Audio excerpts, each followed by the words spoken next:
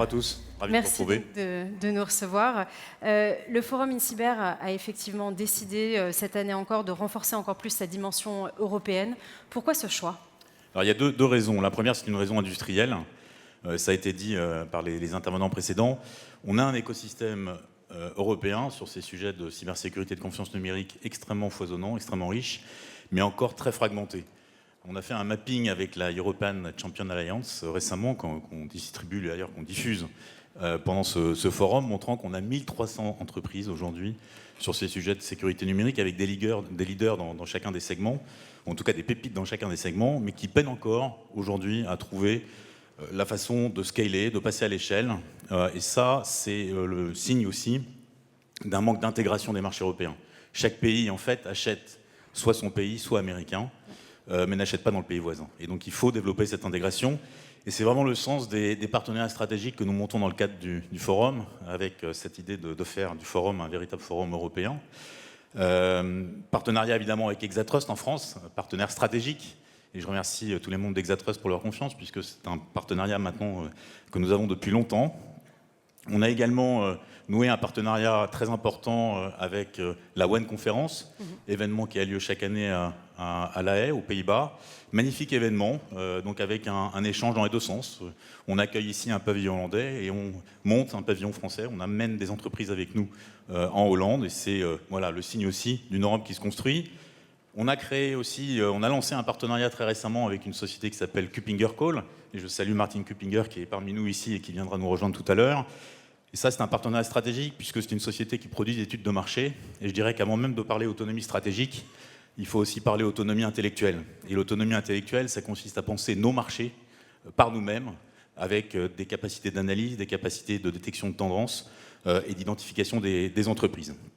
Et puis plein d'autres partenariats avec la Trust Valley en Suisse et un certain nombre d'autres acteurs européens.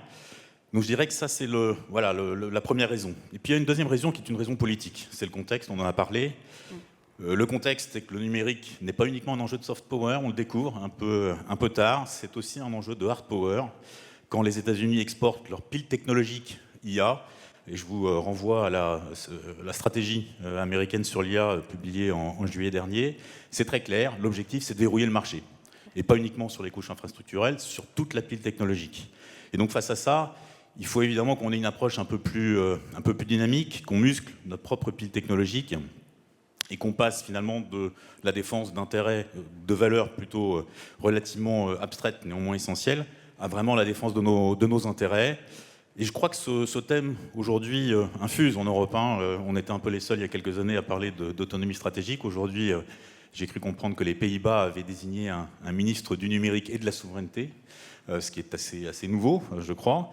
On a également en Allemagne un courant aussi qui s'affirme, notamment au plan industriel, avec des très belles entreprises. Vous avez le groupe Lidl, notamment, qui a lancé Schwarzdigit, une grande entreprise aujourd'hui du numérique avec des offres cloud extrêmement développées. Et donc tout ça, c'est le signe qu'il n'y a pas de fatalité. Il faut qu'on retrouve finalement une certaine confiance en nous et surtout qu'on accepte cette idée de puissance. C'est le thème un peu de l'événement et du sommet d'aujourd'hui. L'Europe à l'épreuve de la puissance. On ne doit pas avoir la puissance honteuse, surtout si la puissance évidemment est utilisée à bon escient. Alors, vous l'avez évoqué, on le voit de plus en plus évidemment dans l'actualité, ces questions de dépendance, ces questions de souveraineté, ça y est, enfin, on en parle vraiment au grand jour. Mais pourquoi spécifiquement, quelles sont les autres raisons pour lesquelles vous avez choisi ce thème pour cette édition 2026 ? Alors l'idée, c'est de dépasser les débats théoriques sur la souveraineté. On adore en France définir les concepts et passer des heures à discuter sur ces sujets, c'est passionnant. On monte beaucoup d'observatoires, on convoque un peu cette souveraineté comme un horizon stratégique. Nous, on a préféré parler de dépendance, parce que finalement, la dépendance, c'est ce qui est très concret, c'est ce qui est au-delà, finalement, de la souveraineté. La dépendance, ça s'inscrit dans un continuum, sécurité, souveraineté. On ne confond pas les deux sujets. Sécurité, on est sur des risques techniques, on est sur le kill switch, on est sur des sujets, évidemment, très, très importants. Et puis, de l'autre côté, on a la souveraineté, avec, comme définition, tout simplement, cette capacité à maîtriser ses choix technologiques. Et les dépendances, c'est une articulation entre les deux.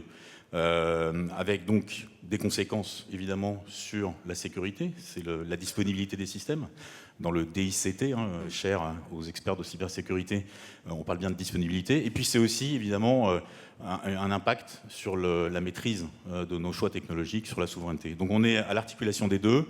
Et ces dépendances, finalement, le sujet, c'est pas tellement la dépendance en elle-même. La dépendance, elle est normale. On est dans une économie aujourd'hui mondialisée, ouverte, globalisée. On va pas revenir sur ces chaînes de valeur. Simplement, la dépendance, elle peut être confisquée, instrumentalisée. Elle peut être finalement captée, exploitée comme un moyen de pression. Et on voit bien qu'aujourd'hui, c'est un peu le cas. C'est la fameuse diplomatie transactionnelle. Ça consiste justement à exploiter les dépendances et à finalement transformer la dépendance en arme. Alors brièvement, quelles sont peut-être les nouveautés de cette année que vous souhaiteriez partager avec le public ? Alors il y en a beaucoup, mais je vais être bref. Alors il y en a une première, c'est l'internationalisation. On en a parlé évidemment pour ce forum, ici à Lille. On a aussi développé maintenant des éditions ailleurs, hors Europe. Une au Canada depuis 4 ans, qui évolue cette année puisqu'on passe de Montréal à Ottawa, justement pour adresser l'ensemble du marché fédéral et à travers le Canada, le marché nord-américain, avec les mêmes recettes. L'idée, c'est de faire des événements locaux, avec les sujets locaux, avec les écosystèmes locaux, mais en exploitant évidemment les mêmes recettes qu'ici. Et puis on a lancé aussi un événement au Japon en décembre dernier, un premier Forum INCYBER. On va continuer sur cette lancée puisqu'on prépare un sommet INCYBER qui aura lieu en octobre prochain. Et donc je remercie d'ailleurs toutes les délégations nombreuses, et notamment du Canada et du Japon qui sont ici présentes. Donc ça, c'est la première évolution. La deuxième, c'est qu'on parle beaucoup d'intelligence artificielle. Donc on a lancé Secure qui travaille spécifiquement sur les sujets de sécurité et de sûreté des intelligences artificielles. On a aussi un événement qui se déroule en parallèle qui s'appelle Invest in Cyber sur les sujets de marché. Et on retrouve là le sujet de l'autonomie intellectuelle dont je parlais tout à l'heure. Plus de rendez-vous qualifiés pour nos partenaires aussi, c'est important, puisqu'on ne ferait pas cet événement sans nos partenaires. Et donc il faut leur proposer évidemment beaucoup plus de business. Et puis dernier point, on a lancé cette année, ça c'est aussi une grande nouveauté, une plateforme appelée INCYBER Cubix, qui est une plateforme qui nous permet aujourd'hui de proposer à la fois à nos visiteurs, aux clients finaux, de trouver les solutions adaptées à leurs besoins, avec un système leur permettant de s'adresser en langage naturel à la plateforme. Première couche, donc trouver des solutions. Et puis deuxième couche, bénéficier aussi de tendances, d'analyse du marché. Et là, on utilise finalement tous les contenus du forum. La grande frustration quand on organise ce type de forum, c'est finalement la disparition des contenus après le forum. Personne ne regarde des replays, il faut être clair, d'1h30 après un forum. En revanche, avec l'IA, si vous enrichissez votre plateforme, vos offres, vos solutions avec tous ces contenus, ces démonstrations, vous faites vivre ces contenus toute l'année et vous apportez donc à vos visiteurs, à vos participants, évidemment, une valeur ajoutée supplémentaire. Merci beaucoup Guillaume, vous allez rester avec nous parce qu'on va poursuivre les discussions avec nos invités. On va basculer d'ailleurs en anglais si vous le voulez bien. Et je vais demander à nos invités, Martin Kuppinger, fondateur and principal analyst de KuppingerCole Research, Jean-Noël de Galzain, president of Hexatrust, and Leah Postma. Thank you for joining us here on stage. Je vais d'abord me tourner vers vous, Jean-Noël. Comment est-ce que vous décririez l'écosystème européen, numérique européen? On en a parlé il y a un instant avec Guillaume. Certains disent que ce n'est pas encore une réalité, d'autres qu'il est fragmenté. Vous, ce que vous avez l'air de dire, c'est que oui, il y a encore des éléments sur lesquels il faut travailler, mais il y a des grandes réussites qu'il faut absolument mettre en avant aussi. Alors, oui, je pense que Guillaume a très bien décrit tous les partenariats qu'est en train de tisser le forum, finalement. C'est-à-dire que, il l'a dit, il y a une étude récente de l'ECA, 1200 à peu près éditeurs de logiciels, éditeurs de solutions répertoriés dans toute l'Europe. En France, il y en a à peu près 300. Ça veut dire qu'on a une belle position en Europe. Moi, je ne dirais pas que l'écosystème est fragmenté. Je dirais que l'écosystème foisonne. Il y a énormément de jaillissements de nouvelles pépites technologiques qui fournissent des solutions. Il y a des écosystèmes, il y a des campus qui se créent. En France, évidemment, il y en a dans toutes les régions, mais il y en a qui se créent en Europe. Il y a des instituts de recherche en Allemagne qui sont très puissants ou dans d'autres pays. Et il y a des startups partout dans tous ces pays. La question, pour moi, elle n'est pas de savoir si on foisonne ou si on est clairsemé. La question, c'est la question de construire l'autonomie stratégique et de réduire nos dépendances. Et pour faire ça, il faut imaginer qu'on a créé un grand jardin, qu'on est capable de faire pousser maintenant de manière très fertile énormément de start-up grâce aux entrepreneurs qui créent de l'emploi, qui créent une vivacité autour de ces nouvelles industries clés pour notre avenir. On y reviendra. Et je pense qu'aujourd'hui, la question centrale pour nous tous, c'est comment est-ce que, avec les utilisateurs, même s'ils font du logiciel libre, comme on l'a vu avec la gendarmerie, on va co-construire et répondre aux enjeux de demain. Et les grands enjeux, c'est la transformation numérique de nos organisations, de nos entreprises. C'est évidemment la résilience avec NIS 2, DORA et toutes ces réglementations qu'il va falloir mettre en œuvre. Et bien entendu, l'intelligence artificielle de confiance, c'est-à-dire créer une intelligence artificielle en Europe qui nous ressemble et qui soit peut-être un petit peu plus éthique. Martin, thank you so much for being with us. As I said earlier, you're the founder and principal analyst at KuppingerCole Research. You also say that the European software and cloud ecosystem is quite robust. Jean-Noël was saying that it's not just about it being robust, but it's also about how we're going to co-construct this ecosystem. How do you see this digital ecosystem? Some would say that it's not that robust because we haven't seen a European hyperscaler as of now. I think we really need to take a more differentiated perspective. And I think we can start with something which is outside of the cybersecurity space. So probably a lot of the people in the audience are using Microsoft 365. How many % of the capabilities of Microsoft 365 are you really using? 2%? 5%? Probably not more. And so I think and that's maybe something where we analysts should claim us guilty a bit. Clearly to say, okay, when we rank vendors, then there's always a bit of a shoot for perfection. But I also advised over the years a lot of companies in picking the right solution. And that rarely is the one with the, sometimes it is, but frequently it's not the one with the biggest capabilities, but the one which fits best to the customer. And I think if we take a bit of that perspective, things change. And it might be also interesting to think, for instance, about, take the hyperscalers, you brought it up. Yes, there are some of the hyperscalers that have more services than some of the European players. But if you read that not from left to right, so more services is better, but from right to left, then it means more services is more lock-in. It's more dependency. It kills your resiliency. It puts you into trouble. And if we do a bit of a shift left thinking here and start with what do we need for resilience, what do we really need in capabilities, then, and how do we avoid lock-in dependencies, then this entire discussion changes fundamentally. And if you then take the 1,300 players the European Champions Alliance identified, Guillaume, you talked about this just a few minutes ago. If you take the startup ecosystem, especially in France, it's impressive. Then we are in a situation where it's really like, Jean-Noël, you said, watering the garden. Putting in the fertilizer, invest in it, trust in it, and think about what it can be done. And maybe one argument which is frequently missed, and then I stop here, about European players. There's a very important argument. They are 1 hour flight away from you. They will come to you with their A-team.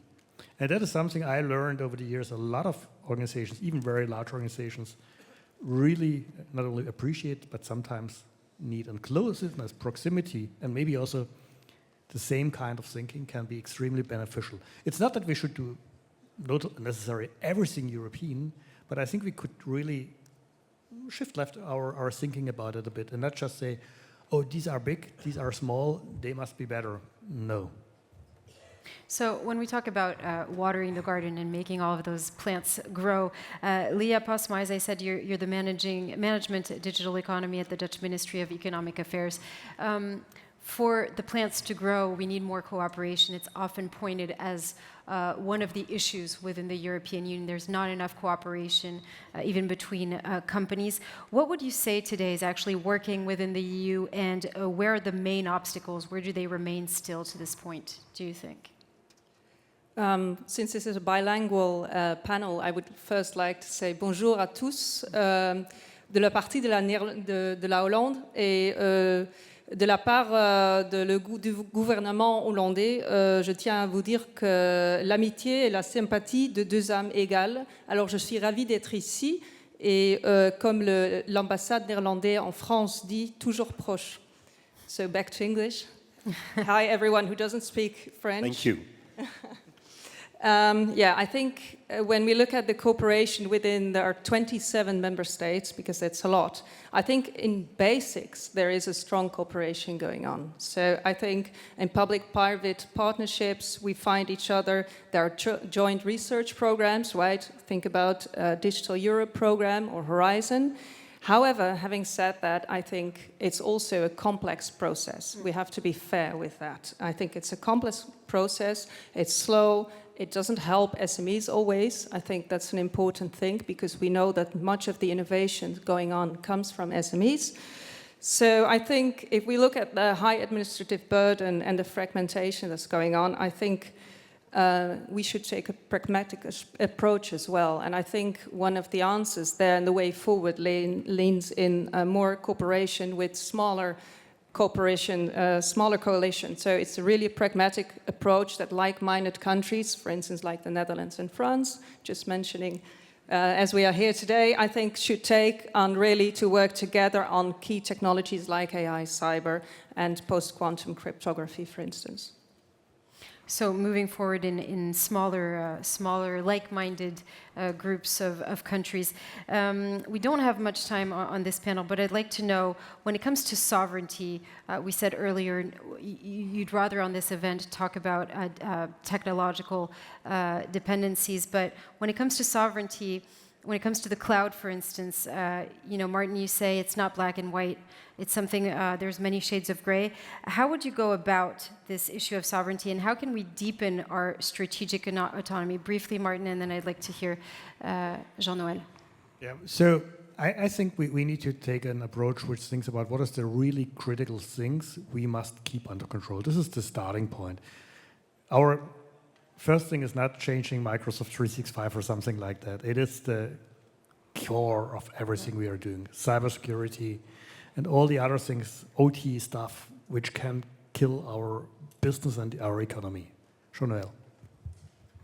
Oh, yes, I think the critical sectors, we had a conversation with Ms. Virkunen a couple of hours ago, and as I told her, we need, and all the industrials, but all the Europeans are waiting for, I would say, to see a real pragmatic will of the European Commission to making its industry emerge, and to create a real industry means to cover all the cybersecurity needs, the post-quantum needs, the AI needs of these critical sectors within the European, I would say, compliance framework. And I think it's key. All the investors, all the entrepreneurs, all the European citizens investing money or paying taxes to the European Commission are waiting for something like that. We have the startups, the SMBs, we have now the analysts, like Martin Kuppinger created with KuppingerCole, which is a reference for our companies, emerging companies. Now we need, I would say, the purchasings, we need the buyings, we need the projects, we need the investments, we need the funds to have our own framework to make our industry emerging. It's key. We have everything on the table, and we have a great challenge, which is the European resilience. We cannot have a dependence on another continent when we talk about our resilience. Right. Now, interoperability is also a key issue. How can we ensure that European solutions work better together? I think, of course, it's really important. It's a regular question about interoperability. Of course, it's key to be independent. I mean, if we want to have reversibility, for example, if we want to switch from a vendor to another, from an issue to a solution, we need interoperability. It's another challenge for the industry. We need our editors, software editors, our companies to work together to create value chains which could cover the needs of our users. At Hexatrust, for example, we have 165 companies now, medium size, small or big, and we work together, we try to create value chains, we try to create solutions. For example, we have created a white paper with solutions regarding the collaborative solutions to replace, for example, Office 365, if you want, and all the software suite. We have created something with an hexadiag related to the preparation to be compliant with the NIS2 directive or to be compliant with the referential about the SME protection, digital protection. So we make the effort working together to interoperate and to bring value chains and solutions, complete solutions to the customers. To see emerge European digital champs, we also need to work on funding. It's also seen as a weak point here in Europe, especially when it comes to Series B and Series C rounds. How can we better support the development and the growth of European cybersecurity companies? Leah?